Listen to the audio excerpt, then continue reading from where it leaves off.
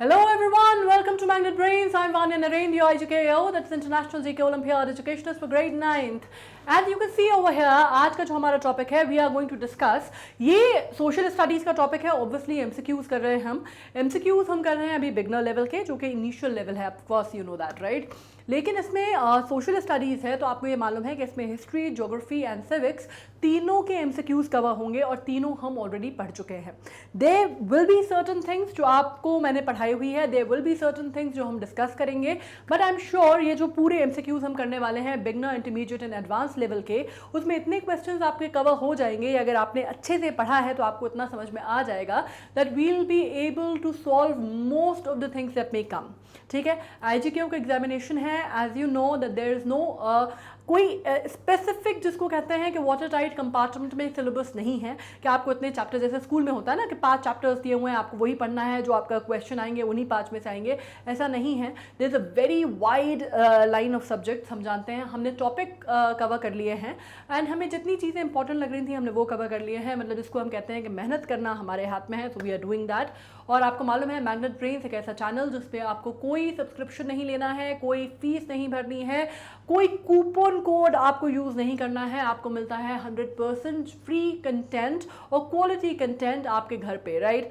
All you need to do is कि जितना मेहनत हम एजुकेटर्स या एजुकेशनिस्ट आपके लिए करते हैं, जितनी पढ़ाई हम लोग करते हैं, वी एक्सपेक्ट आप भी उतना ही कीजिए, बिकॉज इवेंचुअली एग्जाम तो आपको देना है, राइट. तो इसी नोट पे अपन स्टार्ट करते हैं, फटाफट स्टार्ट करते हैं और फटाफट करेंगे. ठीक है, बिल्कुल क्विक रैप, जैसे वो कॉफी विद करण में आता है ना, रैपिड फायर टाइप. तो रैपिड फायर थोड़ा अपन जल्दी जल्दी फटाफट समझेंगे और फटाफट करेंगे, क्योंकि सब कुछ अपन पढ़ चुके हैं.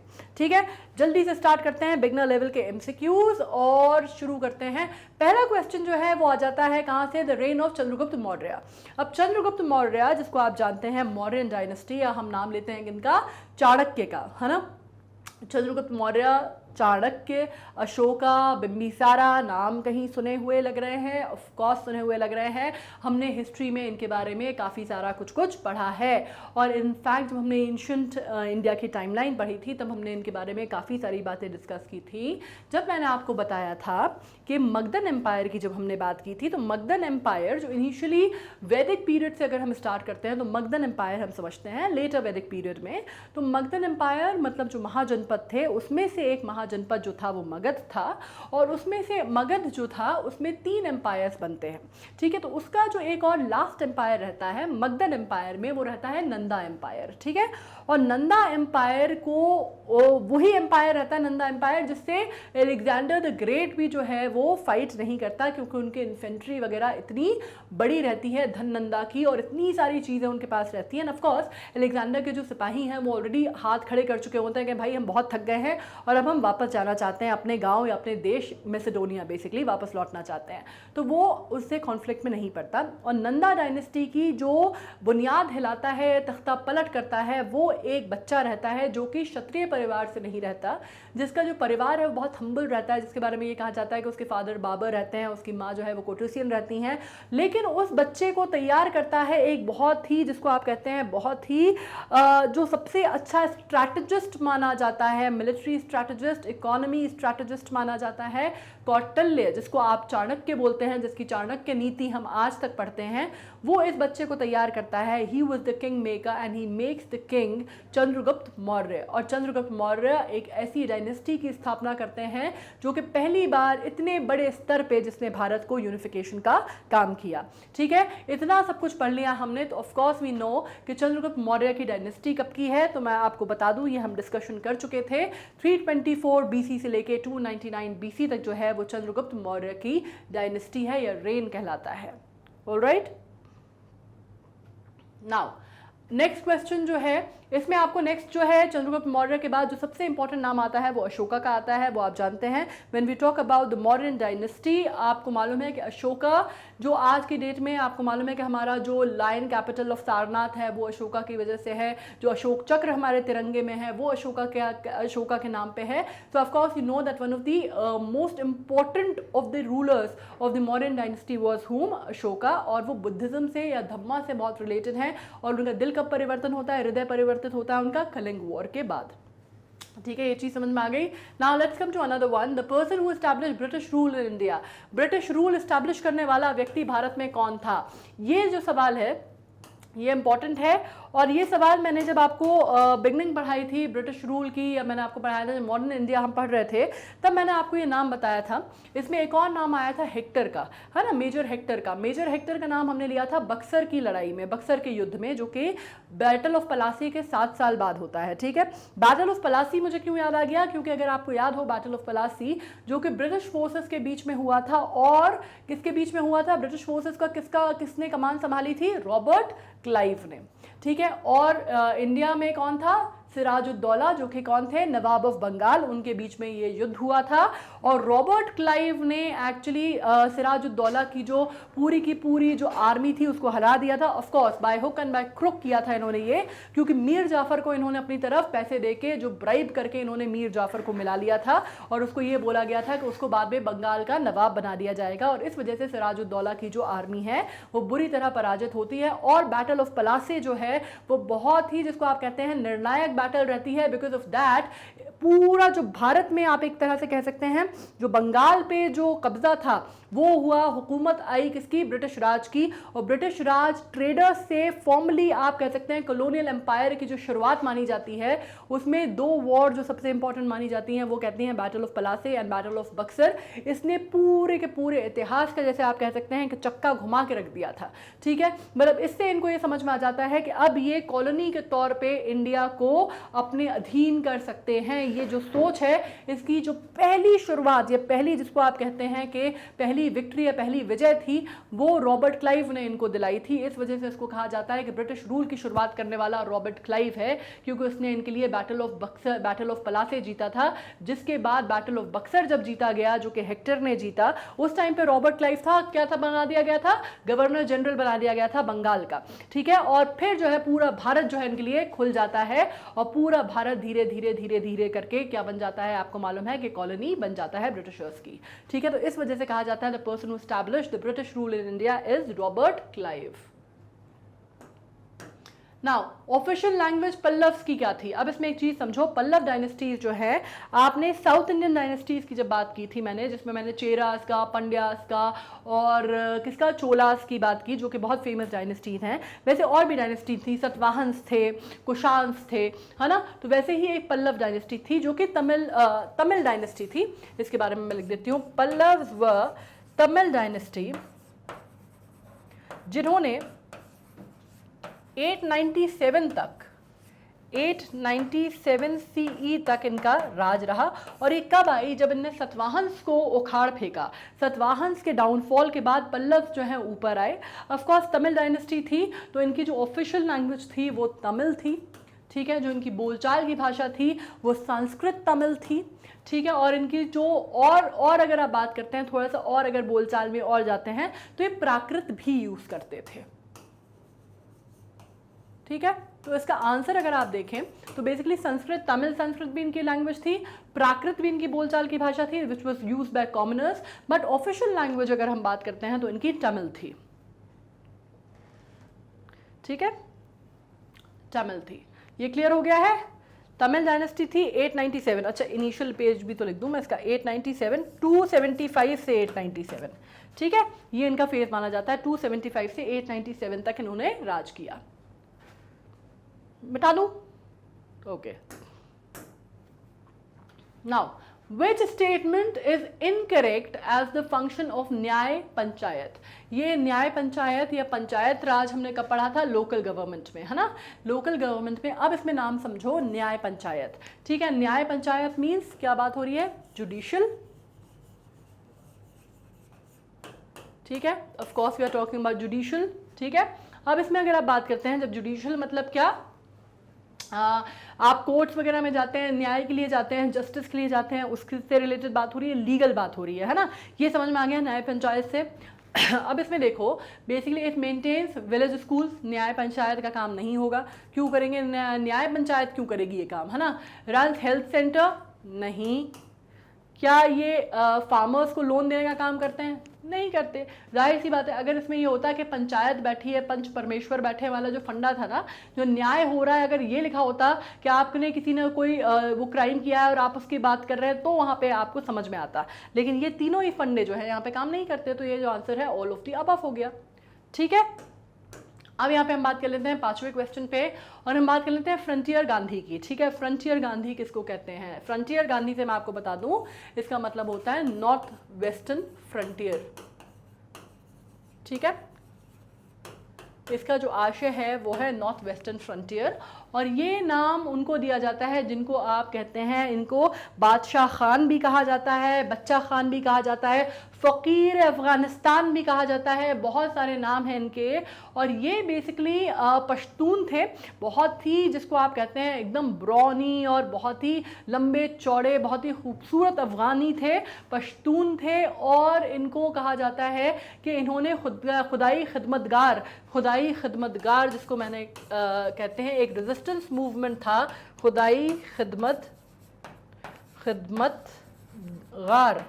ठीक है, this was a resistance movement against the British empire, British colonisation के अगेंस्ट एक रेजिस्टेंस मूवमेंट था, वो इनके द्वारा स्टार्ट किया गया था, जिसमें नॉर्मली क्वेश्चन पूछा जाता है। और इनका दूसरा नाम जैसे मैं बता चुकी हूँ आपको, इसमें बात ये आती है कि बहुत बड़े आप कह सकते हैं कि ये गांधी के बहुत बड़े एडमायरर थे, उनकी अहिंसा की और सत्याग्रह की जो पॉलिसीज़ थी उनको बहुत ज़्यादा मानते थे, और उसी के चलते इन्होंने खुदाई खिदमतगार जो है वो रेजिस्टेंस मूवमेंट स्टार्ट किया था। नाम आप समझ ही चुके होंगे, बादशाह खान के नाम से, बच्चा खान के नाम से, या फ़कीर अफ़गानिस्तान के नाम से। तो हम बात कर रहे हैं खान अब्दुल गफ्फार खान की। फ्रंटियर गांधी वैसे तो पता होगा, फ्रंटियर गांधी तो बहुत फेमस हैं। Now who was called the grand old man of Indian National Congress? The grand old man of the Indian National Congress, जिन्होंने 3 बार नेशनल कांग्रेस का, जिसको आप कहते हैं फाउंडिंग मेंबर तो थे ही वह नेशनल इंडियन कांग्रेस के। उसके अलावा जब आप बात करते हैं इंडियन नेशनल कांग्रेस जब 1885 में फाइंड हुई थी, जब एओ ह्यूम्स को कहा जाता है, जब स्टार्ट किया गया था, उस टाइम पे जो नाम आता है वो इनका नाम आता है। और इसमें एक और बात जो मैंने की थी कि ये 3 बार कांग्रेस के अध्यक्ष रहे। जो नेक्स्ट सेशन हुआ था कांग्रेस का 86 में, उसकी अध्यक्षता भी इन्होंने की थी, और उसके बाद 2 बार और ऐसे मौके रहे जब वो कांग्रेस के अध्यक्ष रहे। ठीक है, and the grand old man of Congress और the grand old man of India actually is known as Dadabhai Naoroji, जो कि बहुत फेमस पार्लियामेंटेरियन थे और बहुत अच्छे पोएट भी थे, काफ़ी अच्छी इन्होंने किताबें भी लिखी, काफ़ी अच्छे इनके लेख भी माने जाते हैं। ठीक है, Dadabhai Naoroji. Now Who was called देश बंधु? देश बंधु नहीं, बेसिकली इनको देश बंधु कहा जाता है, देश बंधु कहा जाता है। He is a Bengali, of course we know. अब जब इनकी बात की जाती है, he was a very very prominent lawyer, बहुत अच्छे राइटर, इनके फेमस कोट्स बहुत अच्छे माने जाते हैं। इनका एक कोट जो ऑफ कोर्स बंगाली में था ओरिजिनली, लेकिन इसको ट्रांसलेट किया गया, और जो मुझे याद है, अभी तक शायद मैंने आप ही की उम्र में पढ़ा था, it was something like, I am not too sure, it was something like that you give us freedom and you will see that all anarchism will end. तो इस तरह का एक कोट था उनका, that all anarchism will end का जो coat था वो दिया गया था CR दास, या जिनको आप कहते हैं चित्तरंजन दास ने। ठीक है, चित्तरंजन या दास या CR दास ने वो कोट दिया था, and he is known as Desh Bandhu of India. ठीक है, बाकी जो नाम है वो आप जानते ही हैं, बाल पाल लाल के बाल गंगाधर तिलक हैं, लाला लाजपत राय हैं, और यहाँ पे कौन नहीं है, बंकिम पाल का नाम नहीं है। चंद्रशेखर आज़ाद को ऑफ कोर्स आप जानते ही हैं कि बहुत बड़े क्रांतिकारी, जिन्होंने अपने आप को गोली मार के अपने प्राण दे दिए थे, इससे पहले कि उनको ब्रिटिश जो सेना है वो पकड़े। ठीक है, now which rock, the rock which is harder than the original constituent is, now the rock which is harder than its original constituent. When we talk about original constituent, तो ये बात हमको वैसे ही क्लियर हो जाती है जब मैंने आपको ज्योग्राफी पढ़ाई थी कि एक रॉक होती है जो कि क्या करती है, जो कि अपना फॉर्म जो है वो मेटामॉर्फोसाइज हो जाता है अंडर द प्रेशर और ड्यूरिंग द टाइम, जिसको आप कहते हैं over the period of time, the duress of time and the pressure, वो क्या करती है, वेदरिंग होती है, और प्रेशर में अपना जो फॉर्म है वो चेंज कर देती है, स्टार्टिंग फ्रॉम इग्नियस और सेडिमेंट्री, और वो किस फॉर्म में पहुंच जाती है, of course we know that we are talking about metamorphic rock. ठीक है, इस पे क्या होता है, बहुत ज़्यादा टेम्परेचर और प्रेशर के जो फोर्स में अपना जो रूप है, स्वरूप है, ये बदल लेती है, ईदर फ्रॉम द इग्नियस और आप क्या कह रहे हैं, sedimentary rock. Now environmental pollution has taken place on a larger scale in, जब हम environmental pollution की बात करते हैं, of course हमें मालूम है कि urban areas में, rural areas, only urban areas, only industrial and urban areas, the answer seems very very obvious, industrial and urban areas, ठीक है। Industrial pollution is one of the key factors when we talk about environmental pollution. जब हम environmental pollution की बात करते हैं तो हमें मालूम है इंडस्ट्रियल वेस्ट जो है उसका वन ऑफ द की पोल्यूटेंट माना जाता है, और अर्बन जो फैक्ट्रीज या अर्बन, आपको मालूम है इवन जो गाड़ियाँ चलती हैं, आपको मालूम है अर्बन जो अर्बनाइजेशन हो रहा है उसका एक फ्लिप साइड क्या है, एनवायरमेंटल हैजर्ड, एनवायरमेंटल डैमेज है। Now which is the source of the income of the panchayat, panchayat जो होती है उसका जो लोकल गवर्नेंस में जो उसका बेसिक सोर्स ऑफ इनकम है वो क्या है, ठीक है। अगर हम इसकी बात करें, जो बेसिक सोर्स है उसके इनकम का वो क्या है, जो वहाँ पे घर रहते हैं उनसे जो कर वसूला जाता है उनसे मिलता है, ठीक है। तो सीधा सीधा आपको आंसर मालूम है, क्या आपको मालूम है, house tax, education income and transport tax. तो वैसे ही नहीं लग रहा, ट्रांसपोर्ट टैक्स तो ऑब्वियसली नहीं हो सकता, रूरल सेटअप की बात हो रही है, इतना ज़्यादा तो होगा नहीं, अर्बनाइजेशन उतना ज़्यादा नहीं है वहाँ पे, तो अर्बन टैक्स होगा नहीं, मतलब ट्रांसपोर्टेशन टैक्स होगा नहीं। तो सबसे ज़्यादा उनको अगर प्राइस आती है या उनको कीमत मिलती है तो कहाँ से मिलती है, जो घरों के ऊपर जो कर लगता है उससे, ठीक है। Joint sitting of the two houses in called as, the joint sitting of the two houses in called as, okay, the joint sitting of the two houses in parliament, it should be in parliament called as, ठीक है। Parliament में कितने houses हैं हमारे, of course we no कि हमारी parliament जो है वो हमारे यहाँ बाइकेमरल लेजिस्लेचर है, और हमारे यहाँ किस तरह का पार्लियामेंट का सेटअप है, हमारे यहाँ पार्लियामेंट्री फॉर्म ऑफ गवर्नमेंट है, of course no prize for guessing, और किस तरह का है, Lok Sabha and Rajya Sabha, which is upper house and lower house, है ना। अब इसमें आपको क्या मालूम है, लोअर हाउस या अपर हाउस की जब हम बात करते हैं तो इनके दोनों के जब जॉइंट सेशन बुलाए जाते हैं तो उनको क्या बोला जाता है, joint session of the parliament, right, joint session of the parliament. और इनको किन कंडीशंस में बुलाया जाता है ये भी हमने सिविक्स में पढ़ा था, प्रेसिडेंट नॉर्मली कॉल करते हैं joint session of the parliament. Now which of the following judicial function of the parliament, इनमें से कौन सा जो है वो जुडिशियल फंक्शन है पार्लियामेंट का, ठीक है। It can impeach and remove president out of his office, it can impeach the जजेस of the supreme court, it can impeach the जजेस of the high court of India. आप बताइए सारे, ठीक है। इम्पीचमेंट जो होता है, इम्पीचमेंट मतलब महाभियोग की जो प्रक्रिया होती है, चाहे वो प्रेसिडेंट की हो चाहे चीफ जस्टिस की हो, इनको हटाने की जो प्रक्रिया होती है वो कहाँ पे होती है, वो पार्लियामेंट में की जाती है, जुडिशियल फंक्शन है पार्लियामेंट का वो। किस तरह की इमरजेंसी जो है प्रोवाइड की गई हैं भारतीय कॉन्स्टिट्यूशन में, भारतीय संविधान में या भारतीय कॉन्स्टिट्यूशन में 3 प्रकार की इमरजेंसीज की गई हैं, नेशनल, स्टेट एंड फाइनेंशियल, ठीक है। So it is basically national, state and financial, okay, ठीक है। 3 तरह की हैं तो आंसर जो है ऑब्वियसली 3 आ जाएगा। अच्छा, इसमें एक और मुझे चीज़ याद आई, मैं अभी आपको जो पढ़ा रही थी, पढ़ाते पढ़ाते CR दास का मुझे याद आया कि कोटेशन मैंने आपको बताया, इसमें से कई बार ये भी क्वेश्चन पूछ लिया जाता है कि स्वराज पार्टी जो है बंगाल की, उसके फाउंडर कौन थे, है ना। इस तरह के भी क्वेश्चन जो है CR दास के ऊपर कई बार पूछ लिया जाता है। तो CR दास ने फाउंडर माना जाता है उनको स्वराज पार्टी बंगाल की, जिसने काफ़ी स्ट्रॉन्ग पार्टी मानी जाती है जब हम बात करते हैं कॉलोनियल इंडिया की, और उसने काफ़ी हद तक जो ब्रिटिश राज है, क्योंकि बंगाल को आपको मालूम है कि सबसे पहले जो पार्ट जो इंडिया का कैप्चर किया था ब्रिटिशर्स ने वो बंगाल था, सबसे पहले जो अपनी हेजमनी थी वो उन्होंने बंगाल में स्थापित की थी।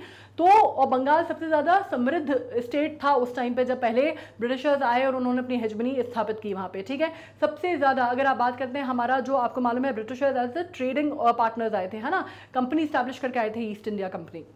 तो जितना जो सामान यहाँ से ले जाया जाता था, 60% जो ट्रेड होता था उसका जो सामान था वो सिर्फ बंगाल से आता था। तो बंगाल बहुत समृद्ध था, इसी वजह से सबसे पहले उनकी नज़र जो थी वो बंगाल पे थी। और बंगाल में जब आप बात करते हैं तो यूनिफिकेशन ऑफ बंगाल की बात की जाए चाहे डिवीजन ऑफ बंगाल की बात की जाए, दोनों ही मामले में इस वजह से किया था। डिवीजन ऑफ बंगाल भी इसलिए किया था लॉर्ड कर्जन ने कि उसमें 1905 में किया था कि उनको मालूम था कि बंगाल में जो यूनिटी है उसको तोड़ना बहुत ज़रूरी है, अदरवाइज वो साम्राज्य के लिए बहुत मुश्किल बन सकती है। हालांकि उसका जो पॉलिटिकल रीजंस थे, उन्होंने क्या बोला कि बंगाल बहुत बड़ा स्टेट है तो उसको हम दो में डिवाइड कर देते हैं, ईस्ट एंड वेस्ट बंगाल। और वहाँ से शुरुआत भी मानी जाती है इलेक्ट्रल कम्यूनल इलेक्ट्रेट की भी शुरुआत वहीं से मानी जाती है। वो पूरा अपन पढ़ चुके हैं और उसकी बहुत सारी हिस्ट्री है, वो अपन अभी कभी आगे पढ़ेंगे टाइम होगा तो। लेकिन अभी आप ये समझ लीजिए कि बंगाल में बहुत ज़्यादा मूवमेंट जो है वो चलता था जब आप फ्रीडम मूवमेंट, और उसमें एक बहुत इंपॉर्टेंट नाम CR दास का इसलिए आता है क्योंकि उन्होंने स्वराज पार्टी जो है बंगाल की वो स्थापित की थी और बहुत लेख वगैरह वो लिखा करते थे और लॉयर थे, तो इस वजह से उनको बहुत ज़्यादा समझ भी थी उसकी और वो बहुत ज़्यादा राइटिंग उनकी जो थी वो बहुत प्रभावशाली थी। ठीक है, चलिए अब ये बात कर लेते हैं। अब नेक्स्ट बात कर लेते हैं हम, प्राइम मिनिस्टर कौन थे जिनकी डेथ बाहर हुई भारत से। अब इसमें नाम ऑब्वियसली ये नाम तो आपको बहुत अच्छे से मालूम होगा, ये अक्सर बात की जाती है जब ताशकंद समझौते की हम बात करते हैं, ताशकंद एग्रीमेंट की, जो कि 1966 में हुआ है ना। और उसके बाद वो किसके बीच में हुआ था, हमारे जो उस टाइम पे प्राइम मिनिस्टर थे लाल बहादुर शास्त्री जी और आयूब खान, जो कि पाकिस्तान के आयूब खान थे, उनके बीच में हुआ था, ताशकंद में हुआ। और उसके बाद कहा जाता है कि इस पर हालांकि बहुत सारी कॉन्स्पिरेसी थ्योरीज भी हैं कि किस तरह से उनकी डेथ हुई। कई लोग कहते हैं नेचुरल डेथ है, कई लोग कहते हैं कि मर्डर किया गया था उनका, पर इस पर कुछ भी अभी तक स्थापित नहीं हो पाया है। जैसे सुभाष चंद्र बोस के बारे में कुछ भी स्थापित नहीं हो पाया है, वैसी कॉन्स्पिरेसी थ्योरी जो है लाल बहादुर शास्त्री की मृत्यु को लेके वो भी अभी तक कुछ भी स्थापित नहीं हो पाया है। लेकिन 11 जनवरी 1966 को ताशकंद में किसकी मृत्यु हुई थी, हमारे प्रधानमंत्री की, जिनका नाम था क्या, लाल बहादुर शास्त्री। तो नाम आपको यहाँ पे क्लियर है। ठीक है, now Who can be appointed as the governor of the state? अब गवर्नर ऑफ द स्टेट या राज्यपाल अगर बनना है किसी भी उसका तो क्या है, पहली बात सिटीजन ऑफ दिल्ली। ये तो दिल्ली की तो बात ही नहीं हो रही, बात कर गई क्यों दिल्ली का सिटीजन होना जरूरी है भाई आपको अगर गवर्नर बनना है किसी स्टेट का तो। ठीक है, ऑफिस ऑफ प्रॉफिट ये भी बात कर गई, सीधी सी बात है कि उनको साथ तो बहुत सीधा सीधा that you should hold no office of profit, right. तो इसमें सीधा सा फंडा ये है कि उनको कितना होना चाहिए, उनकी उम्र not less than 35 years of age. अच्छा, आपको मालूम है यंगेस्ट गवर्नर कौन है? यंगेस्ट गवर्नर आपने सुषमा स्वराज जी का नाम सुना है?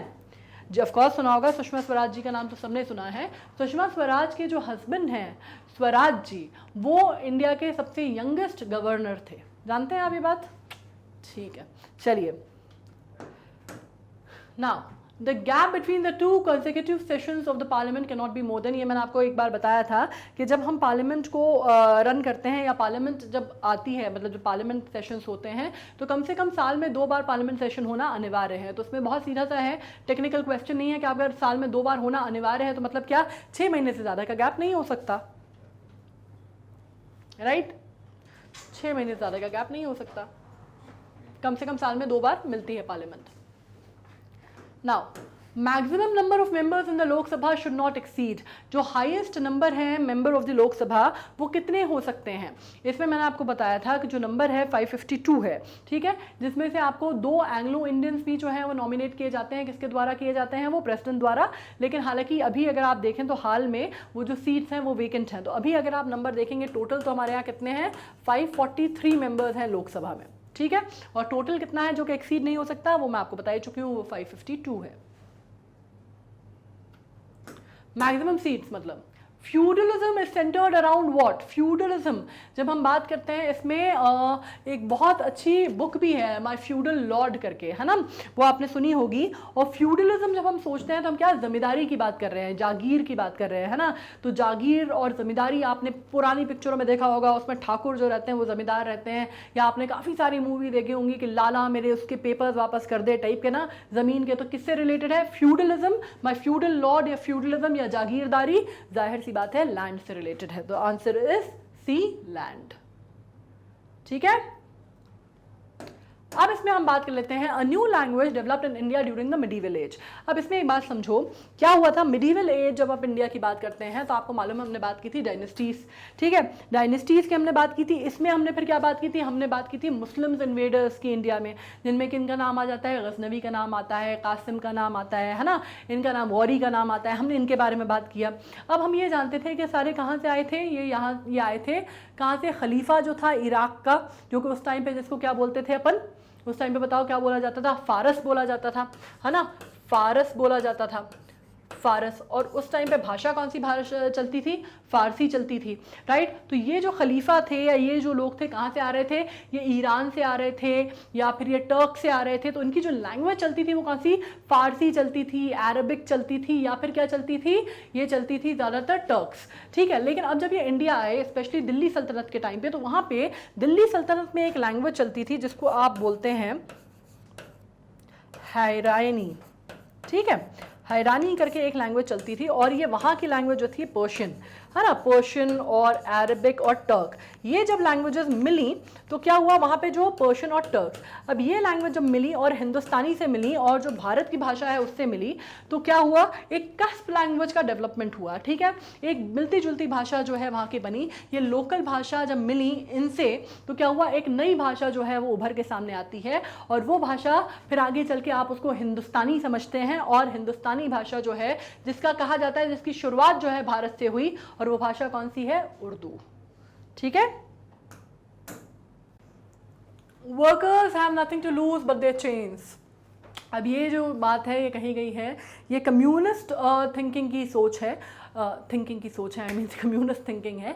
और ये बात जो है कही गई थी सबसे पहले द कम्युनिस्ट मैनिफेस्टो में, ठीक है। कम्युनिस्ट मैनिफेस्टो आप नाम से समझ चुके हैं। ये बात हो रही है जब हम बात कर रहे हैं बोर्जोइजीज और प्रोलेटेरिएट्स के बीच के जो एक आप कह सकते हैं जो स्ट्रगल था, जिसको आप कहते हैं वर्किंग क्लास और द रूलिंग क्लास के बीच में जो स्ट्रगल था, उसके लिए कही गई थी। और ये बात एक्चुअली जो ओरिजिनल कोटेशन है वो कही गई थी प्रोलेटेरिएट्स का नाम लेके कहा गई थी that proletariats have nothing to lose but their chains and the world to win। इसका जो नेक्स्ट पार्ट था वो ये था and the world to win, ठीक है।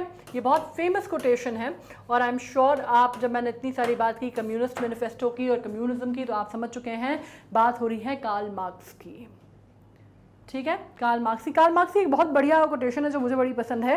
कार्ल मार्क्स ने कहा था if there is a person who is least communist, who seems to be least communist is me, ठीक है। तो कार्ल मार्क्स की कोटेशन है ये।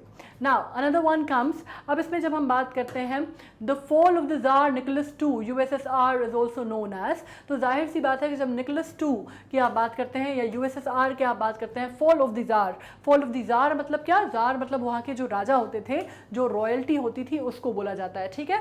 उनको कब आपको वहाँ पे एग्जीक्यूट करके हटा दिया गया था और प्रोविंशियल गवर्नमेंट की जो है स्थापना की गई थी। इसमें दो रेवोल्यूशन बहुत इंपॉर्टेंट माने जाते हैं, एक है फरवरी रेवोल्यूशन और एक कहा जाता है मार्च रेवोल्यूशन। और ये फरवरी रेवोल्यूशन ऑफ द बोर्जोइजीज के नाम से, डेमोक्रेटिक बोर्जोइजीज के नाम से भी इसको जाना जाता है, ठीक है। तो इसके लिए बड़ा इंपॉर्टेंट ये माना जाता है कि शुरुआत किसकी है? रशियन रेवोल्यूशन की, और बात हो रही है 1917 की। और रशियन रेवोल्यूशन जैसे आप जानते हैं एक बहुत बड़ी घटना थी मॉडर्न इंडिया की, जिसने मॉडर्न वर्ल्ड की इनफैक्ट, जिसने बहुत ज़्यादा प्रभावित किया था इंडियन, अगर आप बात करते हैं फ्रीडम फाइटर्स को, स्पेशली शहीद भगत सिंह को। कहते हैं कि जब उनको ले जाया जा रहा था एग्जीक्यूट करने के लिए 23 मार्च को, उस दिन उन्होंने ये बात बोली कि अभी रुक जाइए। वो एक लेनिन की किताब पढ़ रहे थे। लेनिन कौन? व्लादिमीर लेनिन, जो कि रशियन रेवोल्यूशन के हीरो थे, क्रांतिकारी थे। और उन्होंने कहा कि रुक जाइए, एक क्रांतिकारी दूसरे क्रांतिकारी से मिल रहा है। तो ये बात हो रही है रशियन रेवोल्यूशन की, और इसको कहा जाता है फरवरी रेवोल्यूशन या फिर मार्च रेवोल्यूशन, दोनों रेवोल्यूशन में बोला जाता है। और इसको जाना जाता है मोटे तौर पे रशियन रेवोल्यूशन से, इसको जोड़ के आप इसकी इंपॉर्टेंस समझ सकते हैं। नाउ बर्मा को किसने कैप्चर किया था? अब बर्मा को कैप्चर करने वाले, एक तो मैं आपको बता दूं, एक वहाँ पे एक राजा हुआ करते थे मिंडो मिन करके, उनका नाम जो था मिंडो मिन। अब कई लोग इसको मिंडन मिन भी कहते हैं, कई लोग इसको मिंडो मिन भी कहते हैं। एन जो है कई लोग उसको साइलेंट प्रोनाउंस कर देते हैं, कई लोग नहीं करते। तो ये वहाँ के राजा थे उस टाइम पे, ठीक है, बर्मा के। और बर्मा में किसने जो है, कब की बात हो रही है ये? वहाँ पे टीक जो फॉरेस्ट थे बर्मा के, वो बहुत फेमस थे और बहुत बड़े वहाँ के टीक फॉरेस्ट थे। और इस टाइम पे क्या हुआ, ब्रिटिशर्स आए, मैं यहाँ पे लिख रही हूँ, और ब्रिटिशर्स ने क्या किया, जुलाई 1952 का समय था, ब्रिटिशर्स ने जुलाई 1952 में, ठीक है, बर्मा पे हमला किया, ठीक है, हमला किया इन्होंने, और इन्होंने क्या किया, वहाँ के हमला किया आउटर कोस्ट पे, जो कोस्ट पोर्ट थे बर्मा के, उन पे इन्होंने ये घुस गए, ठीक है। उसके बाद इन्होंने क्या किया, वहाँ के जो टीक जो फॉरेस्ट थे बर्मा के, वो इन्होंने अपने कब्जे में ले लिया। और उस टाइम पे जो राजा थे, किंग मिंदोन मिन करके थे, तो इन्होंने क्या कहा, इन्होंने उनसे फिर रिक्वेस्ट की, बोला कि आपकी जो ब्रिटिश जो इन्फेंट्री है उनको बैक ऑफ करने को इन्होंने रिक्वेस्ट की थी, ठीक है। तो शुरुआत कहाँ से हुई थी, आप डेट समझ चुके हैं, जुलाई 1952 से, जुलाई 1852, सॉरी 1952 नहीं, 1852 से ठीक है। तो आंसर आपको पता चल गया है कि बर्मा को किसने कैप्चर किया था, बर्मा को कैप्चर करने वाले थे British. Now next would be the council of ministers. The council of ministers at the centre is responsible to, जब मैंने आपको बताया था, तो मैंने आपको बताया था, पढ़ाया था कि हमारे यहाँ पार्लियामेंट्री फॉर्म ऑफ गवर्नेंस है। पार्लियामेंट्री फॉर्म ऑफ गवर्नेंस में क्या होता है, सबसे ज़्यादा जो नॉमिनल हेड है, या जिसको आप कहते हैं एक नॉमिनल हेड ऑफ स्टेट कौन है, प्रेसिडेंट है, और रियल हेड कौन है, real head of executive body क्या है, prime minister and his council of ministers हैं। Prime minister and council of ministers किसको जवाब दे हैं, वो है लोकसभा को जवाब दे। मतलब कहाँ पे, जो जहाँ पे आप एक ब्रिटिश, उसमें अगर आप समझें हाउस ऑफ रिप्रेजेंटेटिव या house of Commons, house of representative US में होते हैं, हाउस ऑफ कॉमन्स है ना, हाउस ऑफ कॉमन्स में ही अगर आप बात कर सकते हैं, हमारी जो पावरफुल हाउस है ज़्यादा, जिसमें अगर आप बात करते हैं तो जो डिसोल्यूशन होता है या नो कॉन्फिडेंस मोशन पारित होता है, मनी बिल प्रेजेंट होता है, ये सब कुछ कहाँ होता है, जितनी पॉलिसी मेकिंग जो हमारा जो हाउस है वो कौन सा माना जाता है, लोकसभा, है ना। तो वो किसको है, council of ministers, finally answerable किसको है, लोकसभा में। तो आंसर आपको मिल गया है। Fundamental duties have been included in the constitution under fundamental duties and fundamental rights, हमने दोनों ही पढ़े थे, और मैंने आपको ये भी बताया था कि हमने फंडामेंटल ड्यूटीज और फंडामेंटल राइट्स दो अलग अलग संविधानों से हमने अपने कॉन्स्टिट्यूशन में लिए हैं, इनकॉर्पोरेट किए हैं, ठीक है। वो कौन से हैं, वो दो आप नाम बताएंगे मुझे, मैं आपको पढ़ाया है मैंने सिविक्स में। और दूसरा, आप इसका जो आंसर है ये आप बहुत अच्छे से जानते होंगे, आर्टिकल 51A, ये मैं आपको बता चुकी हूँ, right. Now, right to equality in a constitution is abolished the practice of right to equality। जब हम right to equality की बात करते हैं तो आपको मालूम होना चाहिए कि हमारे फंडामेंटल राइट्स में right to equality is considered to be one of the very very important rights, ठीक है। और राइट टू कॉन्स्टिट्यूशन में अगर हम बात करते हैं तो किसने एबॉलिश करने की बात करता है, भेदभाव किसी भी प्रकार का, किसी भी नस्ल पे, जन्म के आधार पे, जाति के आधार पे किसी भी प्रकार का भेदभाव या नस्लवाद जो है उसको अलग करने की बात करता है।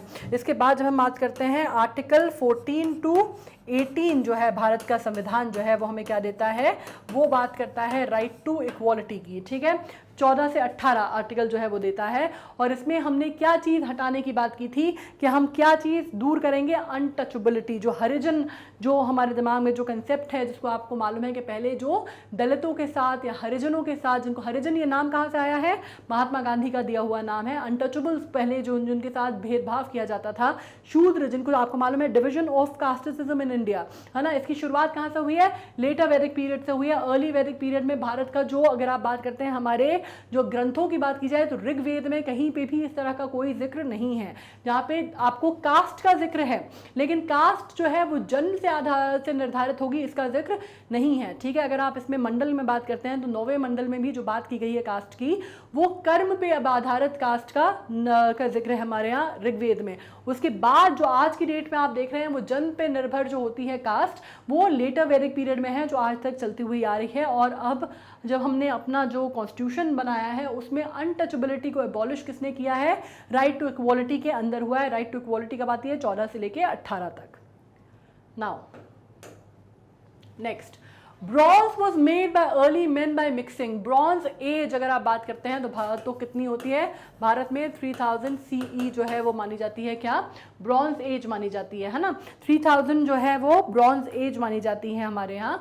और इसमें आपको एक चीज़ मालूम है कि ब्रॉन्ज क्या होता था, ब्रॉन्ज ज़्यादा किससे बनता है, कॉपर से बनता है, और उसको फिर अलॉय ऑफ अदर जो मेटल हैं उनके साथ मिलाया जाता है।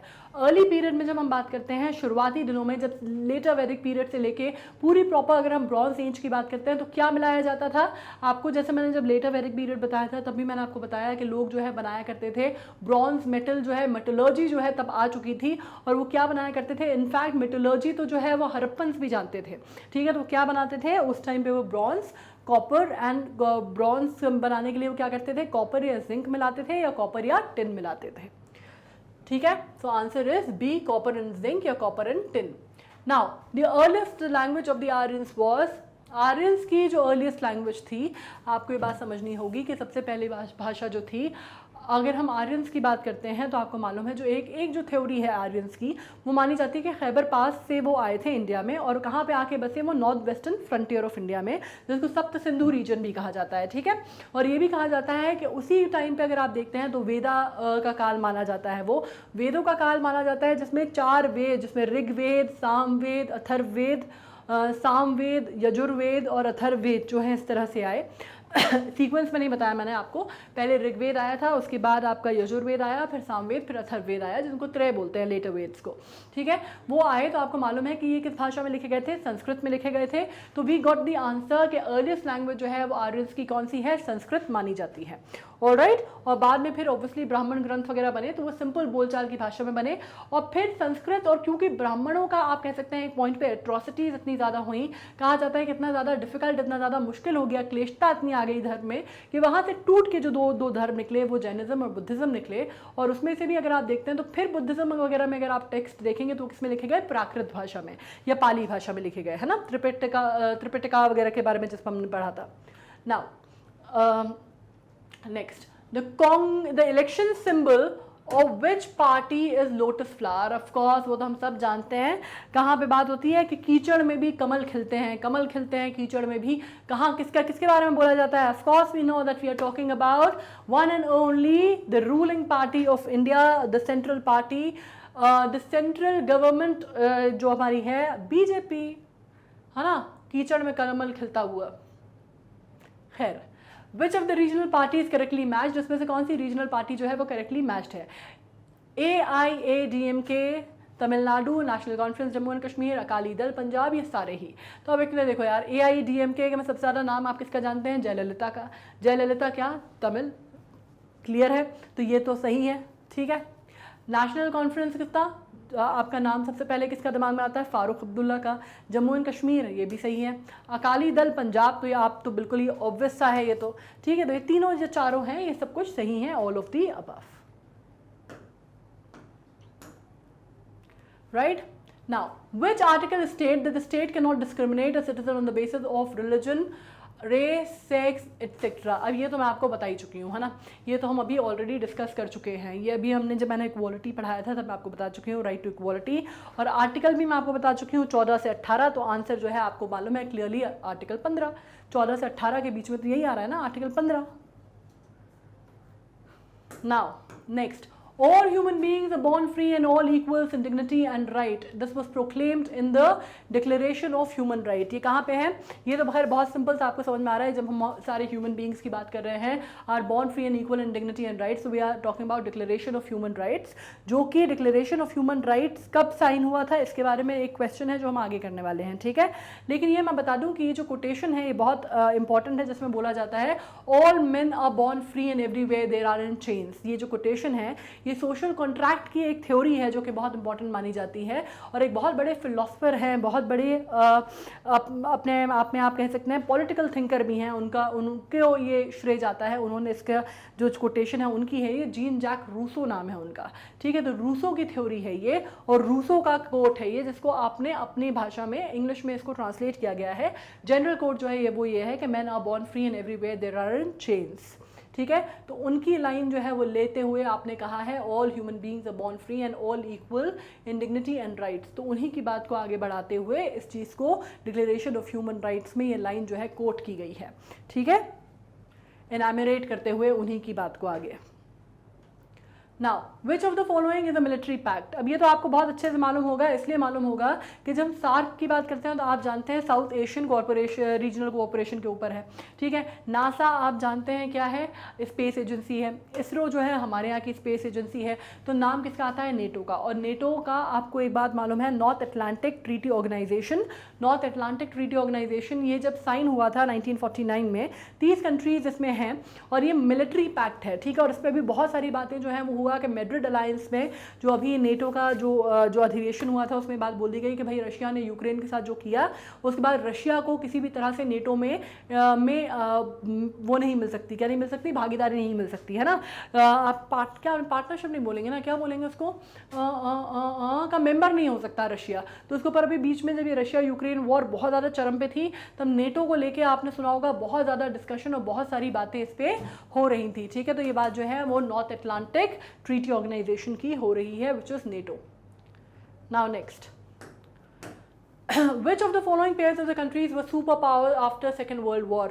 कौन सी सेकेंड वर्ल्ड वॉर की आप जब बात करते हैं तो उसके बाद तो जाहिर सी बात है कि दो वर्ल्ड जो है दो पावर एक्सेस में या पावर सेंटर्स में बट गया था, जिसके बाद बहुत लंबी कोल्ड वॉर चली। वो कोल्ड वॉर चली जिसमें दो कंट्रीज़ जो हैं आपस में, कई सारी कंट्रीज़ जो हैं आपस में उनमें क्लैशेस चले, ठीक है। और दो बिल्कुल एक्सट्रीम जिसको आप कहते हैं कि पावर्स में दुनिया बट गई थी, जिसमें से इंडिया जो था, आपको मालूम है हम जो बिल्कुल नॉन अलाइनमेंट पे चलने वाले लोग हैं, हम नॉन अलाइनमेंट की और पंचशील की पॉलिसी पे चल रहे थे, लेकिन अगर दुनिया की अगर बात करें तो दो ध्रुवों में बट गई थी। और वो क्या थे, दो एक्सेस में डिवाइड हो गई थी, और वो था यूएस एंड यूएसएसआर, ठीक है। बाद में यूएसएसआर का विक्टन हो जाता है और यूएसए का एक छत्र राज हो जाता है, सुप्रीमेसी या हेजेमनी जो है वो एस्टैब्लिश हो जाती है 1991 में जब यूएसएसआर का विक्टन होता है उसके बाद। और अभी भी जो है फाइट फिर किसके बीच में होने लगती है, फिर रशिया और यूएस के बीच में होने लगती है। अभी तो खैर यूएस और चाइना के बीच में चल रही है, रशिया अपने झगड़े में लगा हुआ है यूक्रेन के साथ।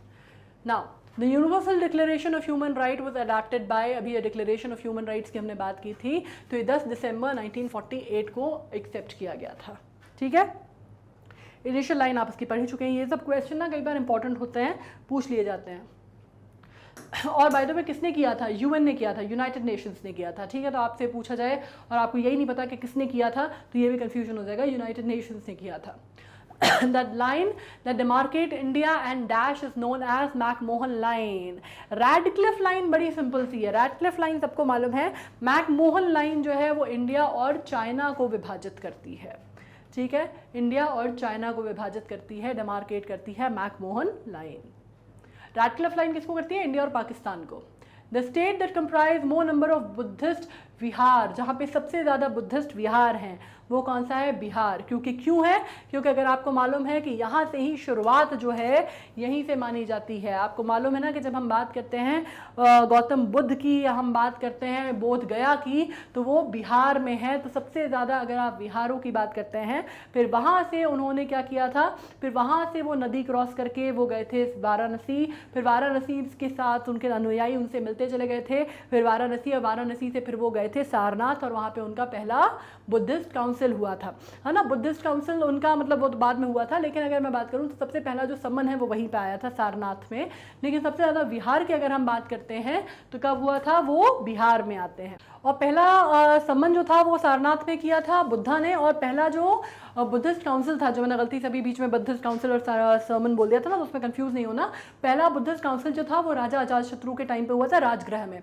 अब राजगृह, हाँ, जैसे बुद्धिस्ट जो हम कह रहे हैं ना विहार की, तो 3 मेजर, वैसे तो बहुत सारे हैं लेकिन 3 मेजर वहाँ पे टेम्पल माने जाते हैं, और भी काफ़ी सारे हैं छोटे मोटे बड़े मिला के, तो लेकिन 3 जो मेजर माने जाते हैं, एक तो बोध गया का माना जाता है जहाँ पे बैठ के उनको एनलाइटमेंट मिला था बोधि वृक्ष के नीचे, है ना, तो वहाँ माना जाता है। एक राजगृह माना जाता है, एक नालंदा माना जाता है, ठीक है। तो ये चीज़ क्लियर हो गई है। अब बनाते हैं नेक्स्ट पे। अब अपन बात कर लेते हैं बर्मुडा। बर्मुडा का नाम आपने सुना होगा, पहनने वाला बर्मुडा नहीं, ठीक है, बर्मुडा का नाम सुना होगा। गुड एग्जाम्पल किसका माना जाता है। अब बर्मुडा क्या है, बेसिकली बर्मुडा सबसे ज्यादा जो कुख्यात है वो किसके लिए है, बर्मुडा ट्राइंगल के लिए, है ना। कहते हैं कि बर्मुडा ट्राइंगल के ऊपर से जो प्लेन निकलते हैं वो भी डूब जाते हैं, वो भी लुप्त हो जाते हैं, गायब हो जाते हैं, शिप्स जो होती हैं वो भी गायब हो जाती हैं। तो सबसे ज्यादा किसको जाना जाता है, बर्मुडा ट्राइंगल को। लेकिन बर्मुडा है क्या, बेसिकली ये आर्चिपेलागोस हैं, ये ग्रुप ऑफ आइलैंड्स है, 181 आइलैंड्स का आइलैंड्स है वहाँ पे, जो कि नॉर्थ अटलांटिक में पड़ते हैं, है ना। पैसिफिक अगर आप बात करते हैं तो पैसिफिक ओशन नीचे की तरफ आता है इनके, नॉर्थ अटलांटिक में पड़ते हैं। कैरोलिना अगर आप स्टेट बात करते हैं यूएस में, तो सबसे पास आती है बर्मुडा के, ठीक है। तो वहाँ पे है, और वहाँ पे सबसे ज़्यादा किसके लिए जाने जाते हैं, ओशनिक राइस के लिए, ओशनिक राइस के लिए जाने जाते हैं। और कई बार जो बर्मुडा ट्रायंगल की मिस्ट्री है उसमें भी ये बात बोला जाता है कि वहाँ पे शायद कुछ लोगों का कहना है कि वहाँ पे ग्रेविटेशनल फोर्स बहुत ज़्यादा है, कुछ लोगों का कहना है कि कुछ ओशंस की कुछ फिनोमिनन्स हैं जो कि रिस्पॉन्सिबल हैं इन सब चीज़ों के लिए, तो वो सब बात अलग है। लेकिन फाइनली बर्मुडा की अगर हम बात करते हैं तो किसके लिए जाना जाता है, ओशनिक राइस के लिए, ठीक है। Now Kshatriyas were the people entrusted with। अब आपको मालूम है जब मैंने आपसे बात की कास्ट की तो उसमें क्या था, जो सवर्ण और आप बात करते हैं बाद में जो कास्ट सिस्टम भारत में बना, शुरुआत से था ऋग्वेदिक टाइम से, लेकिन उतना ज़्यादा स्पेसिफिक नहीं था। लेटर वैदिक पीरियड में ये चीज़ खुल के उभर के सामने आई और जन्म के आधार पे हो गया। तो क्या बना, ब्राह्मण, क्षत्रिय, वैश्य एंड शूद्र। तो क्षत्रियों का काम क्या था, ब्राह्मणों का काम था वेद, पूजा पाठ, ग्रंथ, ब्राह्मण ग्रंथ, ये सब काम जो था पूजा पाठ का, पुरोहितों का, ब्राह्मणों का था। क्षत्रियों का काम क्या था, क्षत्रियों का काम था वॉरियरशिप करना, युद्ध लड़ना, नाइटशिप, ये सब जो काम था वो क्षत्रियों का था। वैश्य जो थे वो बिजनेस क्लास थे। शूद्र जो थे वो माने जाते थे कि वो 3 अपर क्लास को सर्व करने के लिए जन्म हुआ है उनका, ठीक है। तो इसके ऊपर हालांकि कुप्रथाएं भी बहुत हैं, बहुत सारी चीज़ें हैं, लेकिन हमें एक चीज़ समझ में आती है कि क्षत्रिय की जब हम बात करते हैं तो उनका काम क्या था, फाइटिंग या बैटल लड़ना या वॉरशिप, ठीक है। तो वो बेसिकली क्षत्रिय करते थे। राजपूत, क्षत्रिय, आगे चल के मराठास वगैरह जो आप पढ़ेंगे वो सब तकरीबन एक अम्ब्रेला टर्म अगर आप क्षत्रिय लेंगे तो उसमें आ जाते हैं। Now Indian government has been following the policy of liberalization, globalization and privatization since, इसको आप क्या बोलते हैं, LPG भी बोलते हैं कई लोग। LPG मतलब लिबरलाइजेशन, प्राइवेटाइजेशन एंड ग्लोबलाइजेशन, ठीक है। LPG वो गैस वाली LPG नहीं, ठीक है। और ये कब आता है, ये अगर हम बात करते हैं जब हमारी इंडिया की इकोनॉमी को पूरी वर्ल्ड इकोनॉमी के लिए खोला गया था। ये काम हुआ था नरसिम्हा राव सरकार में, और ये काम करने वाले जो इकोनॉमिस्ट थे, जो फाइनेंस जो वित्त मंत्री उस ज़माने में थे, बाद में जाके भारत के प्रधानमंत्री बनते हैं। A great economist of his times, Manmohan Singh, doctor Manmohan Singh ने इस बात की शुरुआत की थी। उन्होंने इकोनॉमी को खोला था, और ये जो पॉलिसी है हमारी लिबरलाइजेशन, ग्लोबलाइजेशन और प्राइवेटाइजेशन, ये तब से चलती हुई आ रही है 1991 से, ठीक है। और यहाँ से आप कह सकते हैं कि इंडियन इकोनॉमी को उन्होंने एक तरह से डूबती हुई ना कश्ती को उन्होंने उभार लिया था, ठीक है। तो 1991। Now the Naxalite movement in India got inspired from, इसमें एक नाम आता है जो कि बहुत है, माओ जेडोंग का। माओ जेडोंग का नाम आपने सुना होगा। माओ जेडोंग कौन है, ये भी आपने एक चाइना में अगर इनका नाम सुना है तो आपको पता होगा कि माओ जेडोंग की थ्योरीज पे माओ जेडोंग को इंस्पिरेशन मान के बहुत बड़ा मूवमेंट जो है भारत में भी स्टार्ट हुआ, जहाँ पे आप कह सकते हैं लेफ्ट विंगर मूवमेंट भी आप इसको कहते हैं, या लाल सलाम के नाम से आप इसको जानते हैं। नक्सलवाद या नक्सलबाड़ी की जो घटना थी, जो मूवमेंट था, वो यहीं से शुरू हुआ, इसी से इन्फ्लुएंस हुआ माओवाद से, और वो आपकी थ्योरी ऑफ माओ जेडोंग से और उनकी फिलॉसफी को मानते हुए हुआ, जिसमें जो पेजेंट्स थे या लोअर क्लास लोग थे, उन्होंने अपर क्लास जो गवर्नमेंट थी और अपर क्लास जो कास्टिज्म के उस पर जो लोग थे उनको उखाड़ फेंका था, ठीक है। तो आपको मालूम है नक्सलवाद, माओवाद एक इंसर्जेंट मूवमेंट माना जाता है भारत में, और वो लाल सलाम जैसे मैंने आपसे कहा, और वो किससे प्रभावित है, वो माओ से प्रभावित है। तो चाइनीज़ रेवोल्यूशन से बेसिकली वो प्रभावित है, ठीक है। माओ जो है वो किससे जुड़े हुए हैं, किससे नाम जुड़ा हुआ है माओ का, चाइना के रेवोल्यूशन से, ठीक है। तो माओवाद से जुड़े हुए हैं, कम्युनिज्म पे फोकस करता है। Now the oldest issue of dispute between India and Pakistan has been, ये तो देखिए ये तो सबको मालूम है 1947 से जो बोन ऑफ कंटेंशन ये ब्रिटिशर्स छोड़ के गए हैं अपने कैबिनेट मिशन के तहत, है ना, कि बिल्कुल जो इंडिया और पाकिस्तान बनेगा। हालांकि उससे पहले भी अगर आप देखते हैं तो मुस्लिम लीग ने जब पाकिस्तान की, मुस्लिम लीग ने पाकिस्तान की क्या, मुस्लिम लीग ने कम्युनल इलेक्ट्रेट और इन सब की शुरुआत जो की थी, वहाँ से जब चीज़ें पटरी से हिलना चालू हुई तो कैबिनेट मिशन जब आया तब तक तो ये बात तय हो गई, माउंटबेटन का जो प्लान आया उसके बाद, कि इंडिया और पाकिस्तान दो अलग अलग कंट्रीज़ में जब देश को वो छोड़ के जाएंगे, इंडिया इंडिपेंडेंट होगा तो 2 कंट्रीज़ में डिवाइड होगा, इंडिया और पाकिस्तान। तो तब से जो बोन ऑफ कंटेंशन है वो क्या बोल के चले गए थे, जितने जो स्टेट्स, इंडिपेंडेंट स्टेट्स, ये वो डिसाइड कर सकते हैं कि उनको इंडिया के साथ जाना है या पाकिस्तान के साथ। इंस्ट्रूमेंट ऑफ एक्सेशन जब हुआ, सरदार वल्लभ भाई पटेल ने जब विलय कराया स्टेट्स का, तब ये बात तय हो गई। हरी सिंह जो थे उन्होंने बात कही, कश्मीर के राजा, लेकिन फिर भी पाकिस्तान को के दिमाग में ये चीज़ जो है बोन ऑफ कंटेंशन हमेशा रही कि कश्मीर उनका है, तभी से वो पाकिस्तान ऑक्यूपाइड कश्मीर। और ये जो मुद्दे आज तक भी हम लड़ रहे हैं, जो इतनी जंग और इतनी वॉर हम लड़ते हैं, इतना टेररिज्म, और आज की डेट में हाल है कि कश्मीर जो है वो सिर्फ एक जगह का नाम नहीं है, कश्मीर एक बहुत बड़ी मशीनरी का नाम हो गया है, एक बहुत बड़ी आप कह सकते हैं एक फैक्ट्री का नाम हो गया है, जहाँ पे बहुत लोगों के लिए एक मुनाफे की चीज़ें या पैसा या एम्यूनिशंस या डिफेंस अगर आप बात करते हैं तो उसकी बहुत ज़्यादा बिजनेस जो है उनका चल चलता है, ठीक है। तो आप एक तरह से कह सकते हैं कि कश्मीर इशू रिजॉल्व करने की कितनी भी कोशिश हो जाए, कश्मीर के ऊपर कितनी भी वार्ताएं हो जाए, हमेशा विफल हो जाती हैं, क्योंकि जो लोग हैं जिनके अल्टीरियर मोटिव हैं वो चाहकर भी वो चाहते ही नहीं है कि कश्मीर का विवाद कभी सुलझे, और वो टेररिज्म को और जो एक्सट्रीमिस्ट एक्टिविटीज़ हैं कश्मीर में उसको ट्रिगर करते हैं और उसको फंडिंग देते हैं। और ये बात फैक्ट है, ये बात जिसको आप कहते हैं, ये पुष्टि इस बात की हो चुकी है, ठीक है। तो क्या एक इशू चल रहा है बहुत टाइम से, कश्मीर इशू। रिवर डिस्प्यूट भी है, इंडस वाटर रिवर डिस्प्यूट भी बहुत टाइम से है, लेकिन वो इतना बड़ा डिस्प्यूट नहीं है, इंडस वाटर ट्रीटी वगैरह को भी लेके है, लेकिन वो सबसे बड़ा डिस्प्यूट जो है वो कश्मीर इशू है। Now name the operation which flushed out the terrorist hold up inside the golden temple in Amritsar. Golden temple in Amritsar जिसको आप कहते हैं कि जैसे सिख धर्म का मक्का बोला जाता है जिसको, है ना, गोल्डन टेम्पल अमृतसर में यहाँ पे एक बहुत बड़ा ऑपरेशन किया गया था। ये बात हो रही है 1984 की, 1984, 83, 84 की। यहाँ पे जब एक्सट्रीमिज्म आ गया था, जब सेपरेटिस्ट स्टेट की मांग करने लगे थे लोग, जब खालिस्तान मूवमेंट अपने चरम पे था, ठीक है, तब इंदिरा गांधी उस ज़माने में प्रधानमंत्री थी, और इंदिरा गांधी ने इस टाइम पे जब बात की तो उन्होंने क्या किया, भिंडरेवाला, जर्नैल सिंह भिंडरेवाला एक नाम था उनका, जो कि इस मूवमेंट को जो हवा दे रहा था व्यक्ति, उसका नाम था। और उसने क्या किया, गोल्डन टेम्पल जैसी पायस जगह पे, सेक्रेट जगह पे अपना गढ़ बना लिया, और अपनी गन्स और पूरा जो उसका जो मूवमेंट था उसको वो वहीं से क्या कर रहा था, ट्रिगर कर रहा था, वहीं से बैठे बैठे वो ऑपरेट करता था। और वो ये बात बहुत अच्छे से जानता था कि भारत में धर्म के नाम पे इतना ज़्यादा है कि कोई भी शायद सबसे ज़्यादा सेफ जगह उसको अगर कोई लगी थी तो गोल्डन टेम्पल लगा था, ठीक है। और फाइनली ये बहुत मुश्किल हो गया था, क्योंकि भारत को सेपरेटिज्म की तरफ एक तरफ से वो जाने का खतरा था, सॉवरेनिटी जो थी इंडिया की वो क्वेश्चन पे थी, खालिस्तान मूवमेंट था, पंजाब एक अलग स्टेट के तौर पे बनने वाला था, एट्रोसिटीज़ पंजाब में इतनी ज़्यादा बढ़ गई थी कि दिन दहाड़े मर्डर्स होते थे, खून होते थे, लोगों को मार दिया जाता था, जितनी आप घटनाएं आप सोच सकते हैं, बलात्कार से लेके मारने तक की सब घटनाएं जो है वहाँ पे होती थी। तो इसको चलते हुए इंदिरा गांधी ने ये ऑपरेशन ब्लू स्टार किया, जिसके तहत और उसके अंदर गोल्डन टेम्पल के अंदर घुस के, उसके प्रांगण में घुस के गोलीबारी की गई, और किसको मार गिराया गया, जर्नैल सिंह भिंडरावाला को। और काफ़ी कम लोग जानते हैं कि इंदिरा गांधी इसके बहुत खुद पर्सनली बहुत विरुद्ध थी, वो नहीं चाहती थी कि किसी रिलीजियस जगह पे इस तरह की कोई गतिविधि हो, और वो ये भी जानती थी कि उनको मार दिया जाएगा। इसी वजह से उन्होंने बाद में ऑपरेशन ब्लू स्टार जब किया, उसी दिन उन्होंने जिस पे साइन किया, उसके बाद बहुत कम लोग ये बात जानते हैं कि उन्होंने अपने फ्यूनरल इंस्ट्रक्शंस पे भी साइन किया, क्योंकि वो बात जानती थी कि उनको मार दिया जाएगा, और हुआ भी वैसे ही।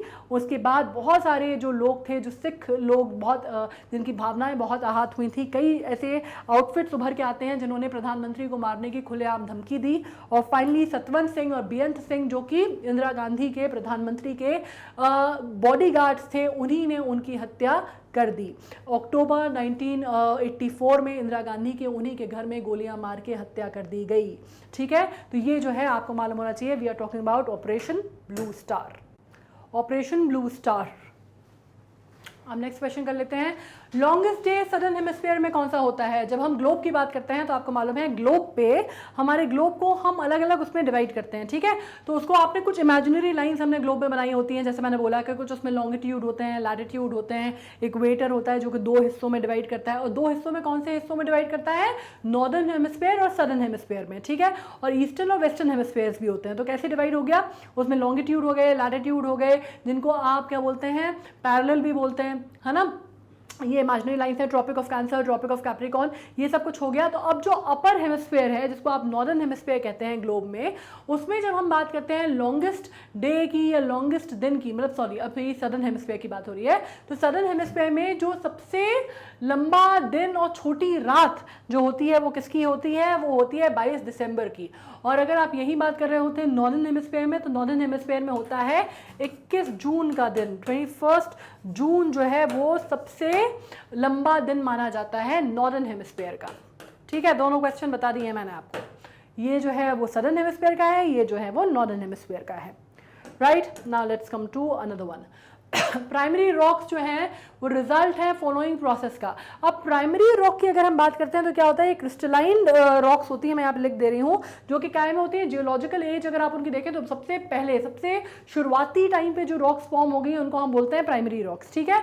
और ये क्या होता है, इनमें जो फॉर्मेशन होता है, प्रोसेस क्या होता है, ये प्रोसेस बनती है, सॉलिडिफाई होती जाती हैं ड्यूरस ओवर द ईयर्स जो होती हैं वो क्या करती हैं, वो सॉलिड फॉर्म लेती जाती हैं और इसको हम बोलते हैं प्रोसेस ऑफ सॉलिडिफिकेशन। और इसमें कोई ऑर्गेनिक मैटर नहीं पाया जाता प्राइमरी रॉक्स में, ठीक है।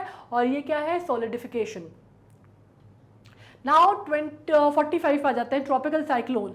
ट्रॉपिकल साइक्लोन्स जो है, आप इसको देख लो एक बार, ये ट्रॉपिकल साइक्लोन्स जो आपने एक फिल्म आई थी ट्विस्टर करके, अगर आपने देखी हो तो बहुत ज़्यादा जो एयर जो रहती है ना, गस्ट ऑफ एयर जो रहती है, वैसे ऐसे ऐसे ऐसे ऐसे ऐसे गोल गोल गोल गोल गोल गोल घूमती है और वो क्या फॉर्म कर देती है, बहुत बड़ा सा तूफान टाइप का फॉर्म कर देती है, ठीक है। तो जितने नाम पढ़ पा रहे हो ना, typhoon, hurricane, tornado, willy willy, ये सब उसी का नाम है, उसी एक फिनोमेना को ही बोलते हैं, ठीक है। साइक्लोन भी इसी का नाम है। अब इसको आप क्या कह सकते हैं, इस तरह का जो चक्रवात होता है ना, गोल गोल गोल गोल चक्रवात जो एयर से फॉर्म होता है, ठीक है, एटमॉस्फेरिक प्रेशर्स में, लो एटमॉस्फेरिक प्रेशर्स में, उसको हम कहते हैं। अब इसमें नाम जो है विली विली, उसको कहा जाता है ऑस्ट्रेलिया में, ठीक है। इसके अलावा आप बात करेंगे तो इसका एक और नाम होता है कैरेबियन में, कैरेबियन में लिख दे रही हूँ यहाँ पे, कैरेबियन में इसको बोला जाता है हरिकेन्स, ठीक है। कहाँ, कैरेबियन में इसको बोला जाता है हरिकेन्स, ये बोला जाता है ऑस्ट्रेलिया में, ठीक है। और इसका चाइना में बोला जाता है टाइफून्स। ये जो है चाइना, साउथ चाइना सी में ना आता है तो उसको बोला जाता है क्या, टाइफून्स। और टॉर्नेडोज इसको बोला जाता है कहाँ पे, यूएस कोस्टल एरियाज में इसको टॉर्नेडो बोला जाता है, वेस्ट इंडीज में बोला जाता है साइक्लोन बोला जाता है। तो बहुत सारे नाम हैं, क्लियर हो गया है, इनके खूब सारे नाम हैं, फिनोमेना एक ही। तो अभी यहाँ पे नाम जो है वेस्ट इंडीज में भी इनको क्या बोला जाता है, टॉर्नेडो बोला जाता है। कई जगहों पे इसका आंसर आपको रीटा भी मिलेगा, ठीक है।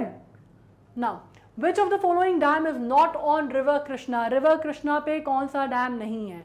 अब जो डैम नहीं है वो कहाँ पर है मैं बता देती हूँ, वो डैम जो है बाकी सारे हैं, एक डैम जो नहीं है वो है कर्नाटक में, जो कि मैसूर डायनेस्टी के बहुत फेमस राजा थे, कृष्णराज उनके नाम पे रखा गया है। और ये जो डैम है यहाँ पे 3 नदियाँ जो हैं, कावेरी, हेमवती, कावेरी, हेमवती और लक्ष्मण, ठीक है। ये तीनों नदियाँ जो हैं वो यहाँ पे आके मिलती हैं, ठीक है, इस डैम में। इस डैम की खासियत ये मानी जाती है, और बात हो रही है किसकी, कृष्णराज डैम की, कृष्णराज सागर की। अब इन तीनों नदियों में से कृष्णा का नाम तो है ही नहीं, तो जाहिर सी बात है कि ये नहीं है, तो आंसर क्या है, कृष्णराज सागर। नाउ अब ये जो है बड़ा इंटरेस्टिंग है, ठीक है। इसमें मैच करना है फॉलोइंग, कैसे, आपको ABCD आपको नाम दिए हुए हैं अलग अलग डैम्स के, ठीक है। और यहाँ पे आपको नदियों के नाम देने हैं। अब आपको ये बताना है कि किस नदी पे कौन सा डैम है।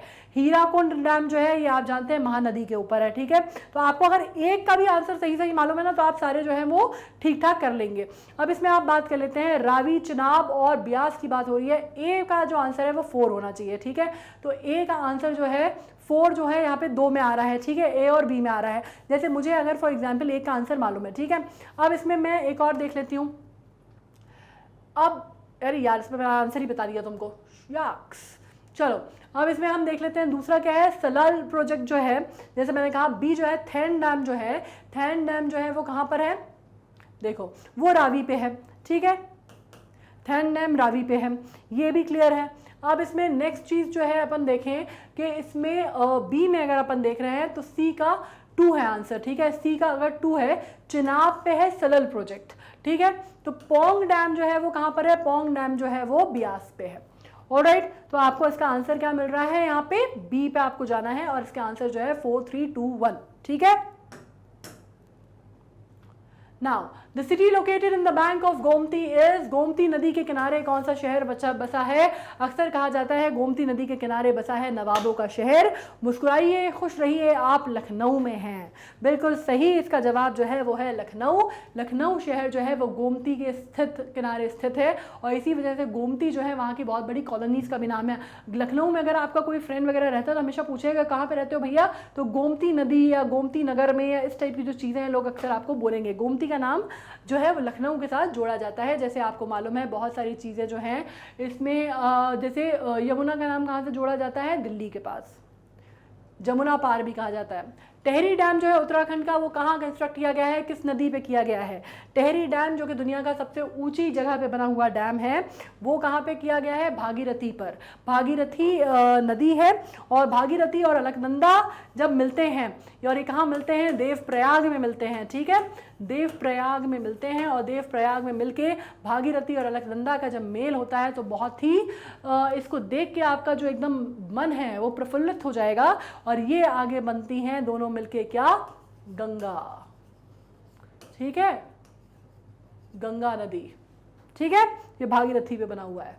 Now Election Commission of India has decided that the voters identification shall be mandatory in election at the time of poll. Which of the following shall be the main document for identification of the voter? मतलब voter के identification के लिए क्या सबसे important है? जाहिर सी बात है, नहीं, इंडेलिबल इंक मार्क नहीं है, इलेक्ट्रल पोल्स तो ऑब्वियसली वोटर स्लिप भी नहीं है, इसके लिए सबसे इंपॉर्टेंट क्या है? इलेक्ट्रल फोटो आइडेंटिटी कार्ड, जिसको एपिक बोला जाता है, ठीक है। अपने वो मिलते ना पहले वाइट कलर के मिला करते थे, वो जो है वो इसका आंसर है, तो आंसर जो है वो है बी। इसके साथ हम आ गए हैं एंड पे अपने बिगनर लेवल क्वेश्चंस के। आई एम श्योर आपको सब कुछ समझ में आया होगा। कोई अगर इश्यूज़ हैं तो आपको क्या करना है वो मैं भी आगे आपको बताऊंगी जब मैं यूट्यूब के बारे में बताऊंगी। फिलहाल आप अगर चाहें तो हमारे जितने भी हमारे सोशल मीडिया हैंडल्स हैं आप सबसे कनेक्टेड रह सकते हैं वाया फेसबुक और टेलीग्राम और Insta, and we are always there. बाकी मैं जैसे आपको बता चुकी हूँ, कोई कूपन कोड नहीं लगता है, कोई सब्सक्रिप्शन फीस नहीं देनी होती है, कुछ भी नहीं करना होता है। सारे चैनल आपको जो भी हम पढ़ाते हैं वो मिलता है बिल्कुल फ्री ऑफ कॉस्ट, और आपको जितना भी पढ़ाई है वो सब कुछ आप कर सकते हैं एक ही जगह पे, विच इज़ मैग्नेट ब्रेन्स। और अब आ जाते हैं यूट्यूब पे। जैसा मैंने कहा कि यूट्यूब पे जब आप आएंगे तो हमारा चैनल है, उसमें आपको प्लेलिस्ट मिलेगी, उसमें कोई दिक्कत नहीं है। आपको कोई डाउट है किसी भी प्रकार का, कोई आपको समझ में नहीं आ रहा है, तो आप नीचे लिख सकते हैं कमेंट सेक्शन में। बाकी जो लिंक्स हैं आपको यहाँ पे मिल जाएंगी प्रीवियस वीडियो की एंड आने वाले वीडियो की। Thank you so much.